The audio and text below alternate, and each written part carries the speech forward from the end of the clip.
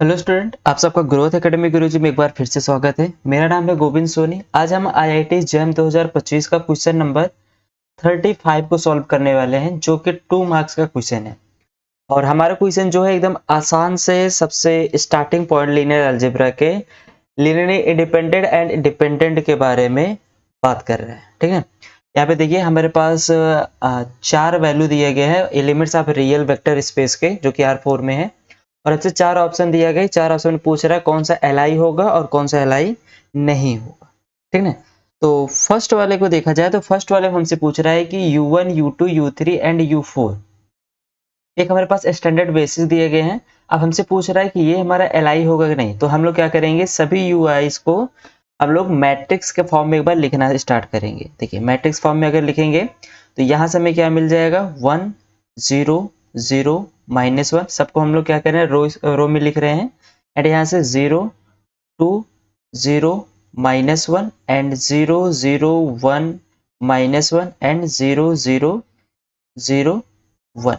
यहाँ पर ये वैल्यू हमें मिल गई है। अच्छा, अब इस मैट्रिक्स को एक बार देखिए, जो कि हमारे पास क्या है कि स्क्वायर मैट्रिक्स है, 4x4 ऑर्डर का मैट्रिक्स है हमारे पास। ये मैट्रिक्स जो है एक अपर ट्रायंगुलर मैट्रिक्स दिख रहा है। देखिए यहाँ डायगोनल पे देखिए, डायगोनल के नीचे जितने भी एलिमेंट्स है हमारे पास वो सब एलिमेंट्स कैसे हैं, जीरो है। एंड डायगोनल के ऊपर वाले एलिमेंट कैसे हैं, नॉन जीरो है। तो इसका मतलब ये हमारे पास अपर ट्रायंगुलर मैट्रिक्स मिला है। और अपर ट्रायंगुलर मैट्रिक्स मिला है, इसका मतलब ये हमारा कैसा होगा, एलआई होगा। इसका मतलब फर्स्ट ऑप्शन क्या हो जाएगा, करेक्ट हो जाएगा। अपर ट्रायंगुलर मैट्रिक्स हमारे क्या होते हैं, एलआई को डिनोट करते हैं। तो फर्स्ट ऑप्शन क्लियर हो गया। सेकेंड ऑप्शन में कह रहा है कि U1 minus U2 and U2 minus U3, U3 minus U4 and U4 minus UI is not ally in set in R। ठीक है, देखिए इस क्वेश्चन को सॉल्व करने का दो तरीका है। पहला तरीका है कि आप लोग क्या करिए, U1 में से U2 एंड U2 में से U3, U3 में से U4 एंड U4 से U1 को सब्ट्रैक्ट करके मैट्रिक्स फॉर्म में लिखिए। मैट्रिक्स के फॉर्म में लिखने के बाद आप लोग क्या करिए, वहां पे एक्लॉन फॉर्म लगा दीजिए। और एक्लॉन फॉर्म से आपको पता चल जाएगा कि एक हमारे पास रो ऐसा मिलेगा जिसके सभी एलिमेंट्स कैसे होंगे, जीरो होंगे। तो जीरो होंगे तो इसका मतलब वो हमारा क्या होगा, एलआई नहीं होगा, ये लीनियर डिपेंडेंट हो जाएगा। तो लीनियर डिपेंडेंट हो जाएगा तो इसका मतलब ये क्या हो जाएगा, नॉट एलआई हो जाएगा। क्लियर, एक तरीका ये है। दूसरा का तरीका ये है कि अगर ये हमको दिखाना है कि ये हमारा क्या है, एलआई है। मान लेते हैं कि ये हमारा कैसा है, एलआई है।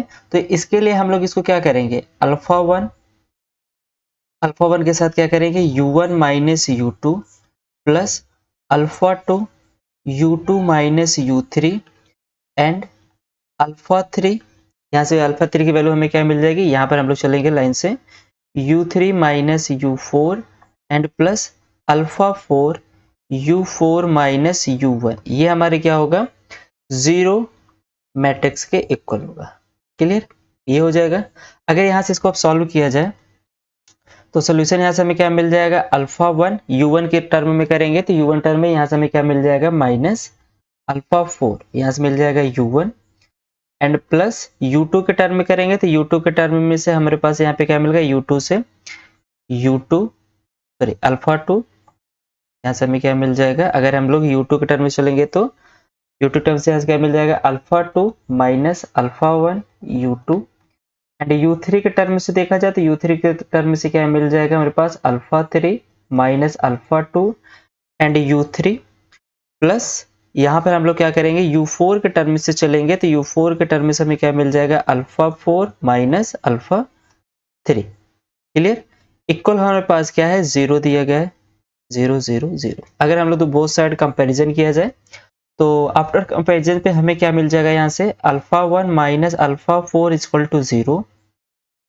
Alpha 2 minus alpha 1 equal to 0, alpha 3 minus alpha 2 equal to 0 and alpha 4 minus alpha 3 equal to 0 मिल जाएगा। ये चार इक्वेशन हमारे पास मिल जाएंगे। ठीक है ना। अब इन चार इक्वेशन से एक चीज ये देखिए, यहाँ से हमें आफ्टर सोल्यूशन के बाद क्या मिलेगा, यहाँ पे हमें सारे अल्फा 1 एंड अल्फा 2 अल्फा 3 मतलब जितने भी अल्फा इस है वो हमारे पास कैसे होंगे, आपस में इक्वल होंगे। आप लोग देख सकते हैं यहाँ से हमें क्या मिल जाएगा, यहाँ से हमें मिल जाएगा कि अल्फा 1 इक्वल है किसके, अल्फा 4 के। और यहाँ से हमें क्या पता चल जाएगा कि अल्फा 4 है किसके, अल्फा 3 के। और यहाँ से पता चल जाएगा अल्फा 3 किसके इक्वल है, अल्फा 2 के। तो जितने भी अल्फा आइज है हमारे पास, अगर अल्फा आइज हम कहने का मतलब अल्फा आइज ऐसे बोल रहे हैं, आई हमारा क्या है 1 to 4। क्लियर। ये सभी कैसे होंगे, आपस में इक्वल होंगे। आपस में इक्वल होंगे मतलब किसी पर्टिकुलर वैल्यू पे इक्वल होंगे। समथिंग मान लेते हैं किसके इक्वल है, 1 के इक्वल है। सभी अल्फाइज हमारे कहने कैसे होनी चाहिए, 0 होना चाहिए। लेकिन ये सभी अल्फाइज हमारे पास कैसे हैं, इक्वल टू समथिंग है। तो इसका मतलब हमारे पास जो भी मिलेगा ये सभी अल्फाइज कैसे होंगे, लीनियरली डिपेंडेंट होंगे। कैसे होंगे, ये हमारे एलडी होंगे। किसमें, सेट इन R4। ठीक है ना, ये कैसे होंगे, एलडी हो जाएंगे। एलडी हो जाएंगे तो और यहाँ पे क्या कह रहा है कि is not linearly independent set in R4।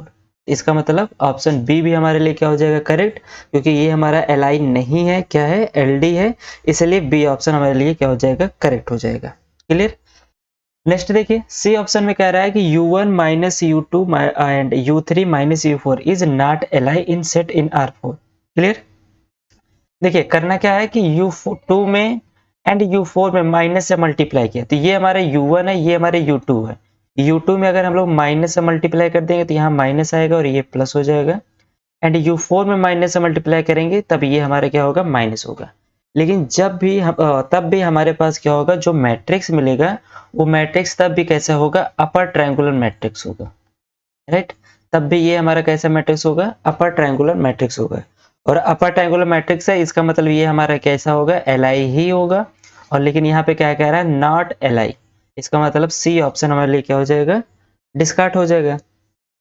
Same option D, same option D को भी हम लोग जैसे पहले ट्रिक से बोले थे कि U1 plus U2 and U2 plus U3, U3 plus U4 and U4 plus U1 की वैल्यू निकाल करके आप मैट्रिक्स फॉर्म में रखिए। मैट्रिक्स फॉर्म से आपको पता चल जाएगा कि ये हमारा एल होगा कि एल होगा। सेकंड मेथड क्या है, सेकंड मेथड में आप लोग क्या करें, सभी अल्फाइज के हिसाब से इसको चलिए। तो यहां से हमें क्या मिल जाएगा, यहां से हमें मिल जाएगा alpha 1 U1 plus U2 plus alpha 2 U2 plus U3। Clear. And alpha 3 U3 plus U4 and alpha 4 जो होगा वो U4 प्लस U1 इक्वल हमारे कैसा होगा, ये 0 होगा। क्लियर। तो हमारे पास ये मिल जाएगा। तो यहां से हम लोग क्या करेंगे, अगर U1 के टर्म में चलेंगे तो अल्फा 1 प्लस, और U1 हमें कहां से मिल जाएगा, अल्फा 4 से मिल जाएगा। तो plus alpha 4 U1। And U2 के टर्म में चलेंगे तो U2 के टर्म में हमें क्या मिलेगा, अल्फा 1 प्लस, एंड U2 में क्या मिल जाएगा यहाँ पर, alpha 2 U2 plus alpha and U3 के टर्म में चलेंगे तो यहाँ से मिलेगा alpha 2 plus alpha 3 U3 plus यहाँ से क्या मिल जाएगा, alpha 3 plus and alpha 4 U4 equal to 0 0 0। Clear. यहाँ से हम लोग कंपैरिजन करेंगे तो कंपैरिजन पे हमें क्या मिल जाएगा, alpha 1 plus alpha 4 equal to 0। And यहाँ से क्या मिल जाएगा, alpha 1 plus alpha 2 equal to 0। Next यहाँ से क्या मिल जाएगा, alpha 2 plus alpha 3 equal to 0। And alpha 3 plus alpha 4 equal to, यहाँ से क्या मिल जाएगा हमें, 0। तो यहाँ से अगर हम सभी अल्फाइज को देखा जाए तो अल्फा से हमें यहाँ से क्या मिल जाएगा, फर्स्ट इक्वेशन मिल जाएगा अल्फा 1 जो होगा माइनस अल्फा 4 के इक्वल होगा। अल्फा 1 हमारा जो होगा वो किसके इक्वल हो जाएगा, अल्फा 4 के इक्वल हो जाएगा। एक सेकेंड, यहाँ से हमें क्या मिल जाएगा, फर्स्ट इक्वेशन से alpha 1 equal to minus alpha 4। And alpha 4 की बात किया जाए तो अल्फा 4 जो होगा वो हमारा किसके इक्वल हो जाएगा, माइनस अल्फा 3 के। तो ओवरऑल देखा जाए तो अल्फा 1 किसके इक्वल हो जाएगा, माइनस माइनस प्लस अल्फा 3 के। क्लियर। एंड यहाँ से फिर देखते हैं तो यहाँ से हमें क्या मिल जाएगा, अल्फा 1 हमारा किसके इक्वल हो जा रहा है, माइनस अल्फा 2 के।